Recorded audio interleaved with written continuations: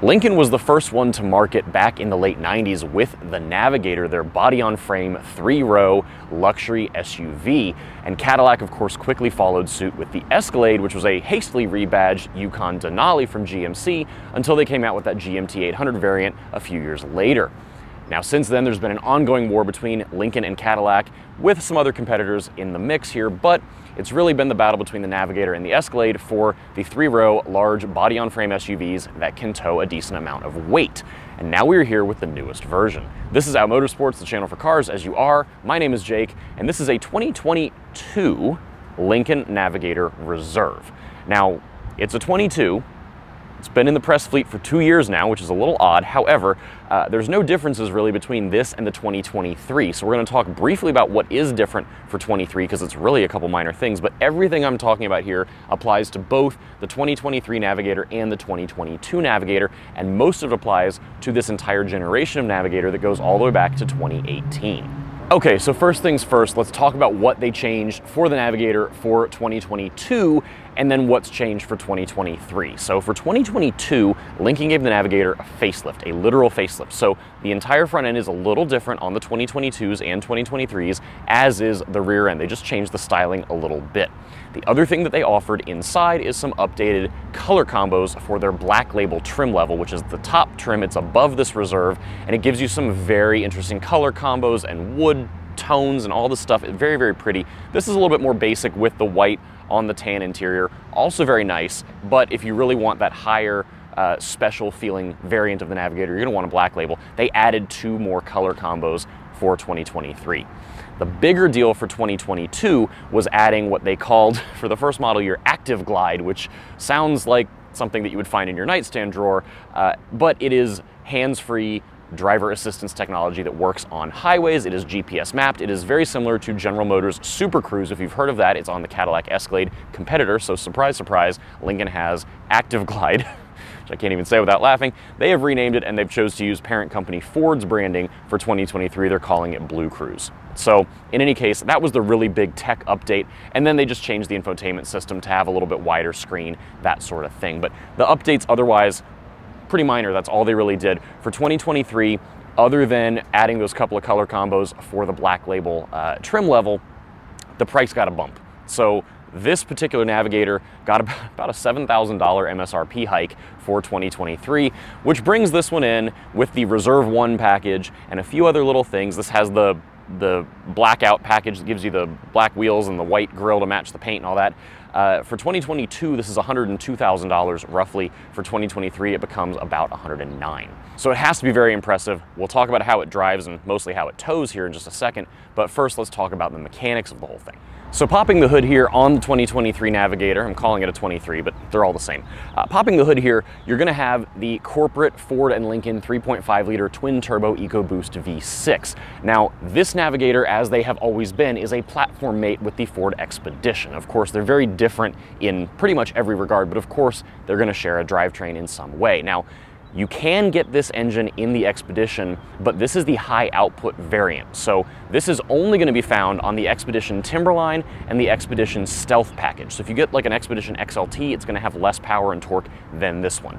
This one makes 440 horsepower and 510 pound-feet of torque. Very, very strong numbers, very healthy. It is paired exclusively to a 10-speed torque converter automatic that was developed in-house by Ford and in partnership with GM. So all of the Ford and GM big body on frame stuff shares the same transmission. Fun fact. And of course, most of these are going to have 4-wheel drive, although you can have a Navigator with 2-wheel drive if you would like it. And we have to talk about numbers for the sake of towing because not all Navigators are created equal. If you go on the Lincoln website and look up the Navigator, they will tell you it's rated to pull up to about 8,300 pounds of trailer weight, which is the case, but you have to get the heavy-duty trailer tow package, which of course this one does not have. So we got to talk about what is involved in that and what you get that actually makes a difference, because it is some real hardware, and if you're going to be towing above what this is rated to tow in any sort of stressful scenarios, you really do want that package. So this one does not have it. This is rated for 6,200 pounds instead of 8,300 pounds. So the first thing that's going to make a big difference is a heavy-duty radiator. So the radiator is physically bigger. It's got more passages and cores inside of it to help keep the engine cool when it's working really hard. That's important because it makes that 440 horsepower all the way up at the top of the tack near 6,000 RPM. So if you're going up very steep grades and you're working it very hard, getting the turbos hot, getting the engine hot, you need to keep it cool. So of course that makes perfect sense. The other two things that you get that are really mechanically very advantageous if you're towing in bad weather or up very steep grades, starting from a stop in both cases, you get a 2-speed transfer case for the 4-wheel drive. So if you have a 4-wheel drive model, this one just has basically 4-wheel drive high, if you think of it that way. The 2-speed transfer case gives you a low-range gearbox, which is nice if you're trying to get started on a very steep hill from a stop in particular. The other thing that you'll get is an electronically controlled limited slip differential on the back axle. Now that is important because with open differentials, even with 4-wheel drive, you might have this in 4-wheel drive trying to get started in a lot of rain, in snow, in ice, whatever. With a trailer, it's going to make it worse. And all of your power is just going to go to the wheel on each axle that has the least amount of rolling resistance. So if you have a limited slip diff on the back axle, it means that both wheels can get some traction and hopefully help get you moving. So those are very important to have. The other thing that this doesn't have right now, because it doesn't have that trailer tow package, is a bunch of tech. Now, I don't care about a lot of the tech that comes with modern tow vehicles because I can park a trailer myself and all that good stuff. However, you don't get a trailer brake controller for this vehicle. So what that means is you have to use something else. They are pre-wired, you can hook something up and plug it into the dash, but I use something called a Takancha Prodigy RF. So it is a wireless trailer brake controller that actually goes between the tow vehicle and the trailer, intercepts, and there's a little wireless brake controller box that plugs in inside, and that's all you have to deal with. So we're gonna get that set up here in just a second. The other thing that Lincoln recommends doing, which currently have not done, but will before we start towing, is using weight distribution. So they recommend using weight distribution, as do most manufacturers, if you're towing more than 50% of the truck's rated weight. So this is kind of the most you're gonna get for squat based on tongue weight. My tongue weight is actually set up to be right about within the 10% of the 6,200 pounds of rated capacity for this particular Navigator. So we're doing okay, but I still want to have it set up for the sake of safety and doing this the proper way. Now, the other thing worth mentioning is the suspension on these.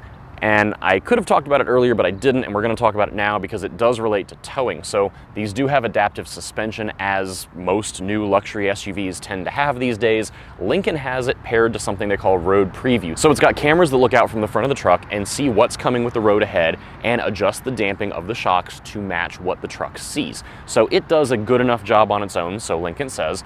And then based on your drive mode, it also adapts things as well. Now there is a tow haul mode. We'll talk about that in just a second when we're talking about the driving portion. So that does, of course, also change the damping of the shocks to compensate for things. So with all that, let's get behind the wheel of this 2022/2023 Lincoln Navigator Reserve and talk all about how this thing tows this thing, because that is what we're here to do.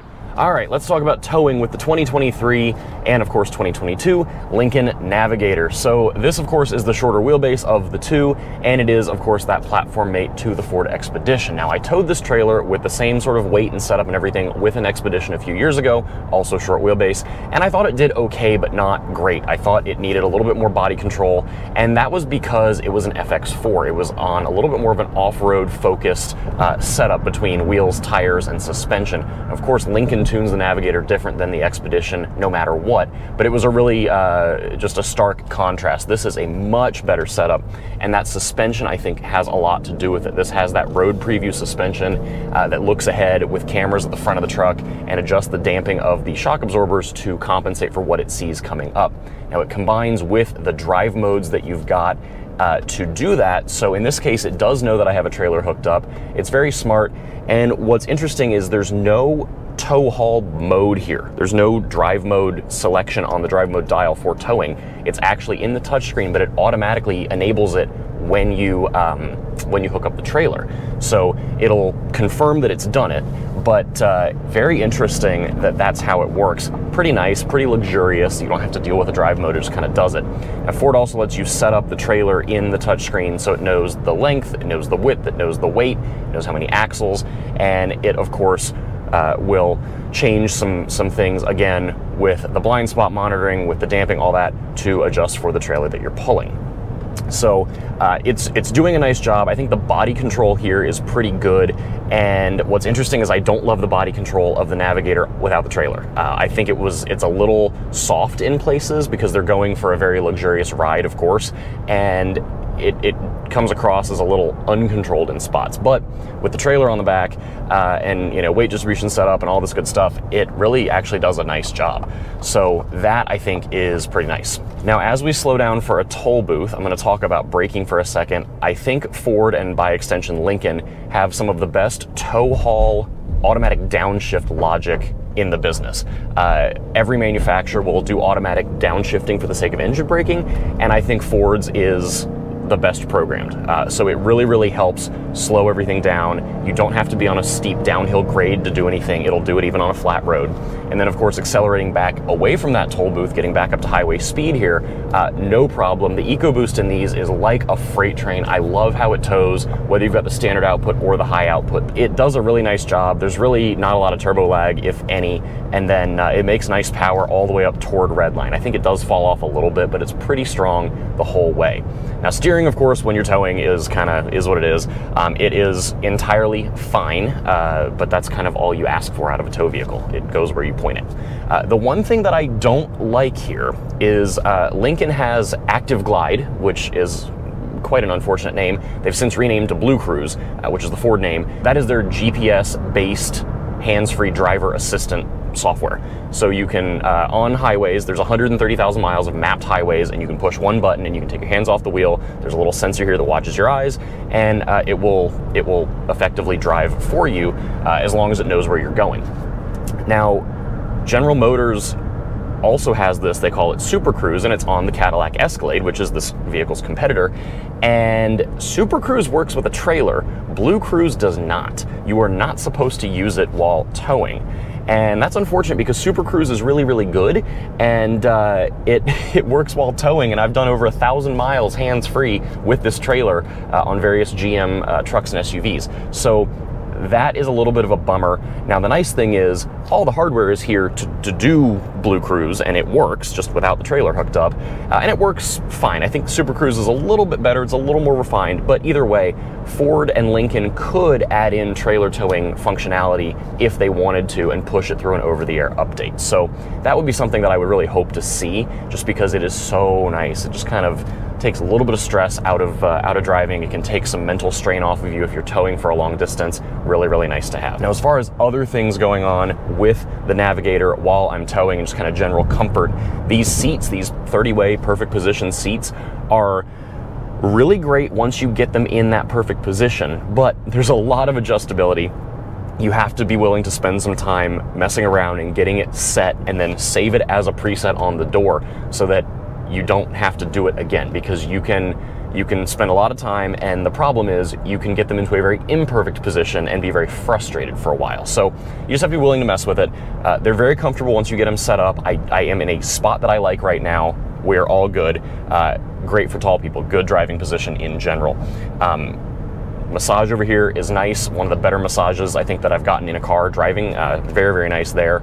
And they're heated and ventilated, so yay, that's great. And then the Revel Ultima sound system is pretty fantastic. So as far as general like ride comfort and ambiance in here, it's nice. It's nice and quiet. This would be a really good road tripper with or without the trailer, but it's towing really nicely. And I think the longer wheelbase model would go a long way in adding a little bit more stability. I don't think it's bad right now, but if I were towing a trailer of this length with this Navigator, I would personally go for the Navigator L, which is the longer wheelbase. It adds almost a foot of overall wheelbase to the vehicle, and it makes it just that much better. But it tows really nicely in general, and I don't have a lot of complaints. I really just wish that the ActiveGlide or BlueCruise would work with trailering, just because the Escalade offers it with SuperCruise and it works so well there. All right, and that is it for this towing review of the 2022 and 2023 Lincoln Navigator Reserve 4x4 short wheelbase.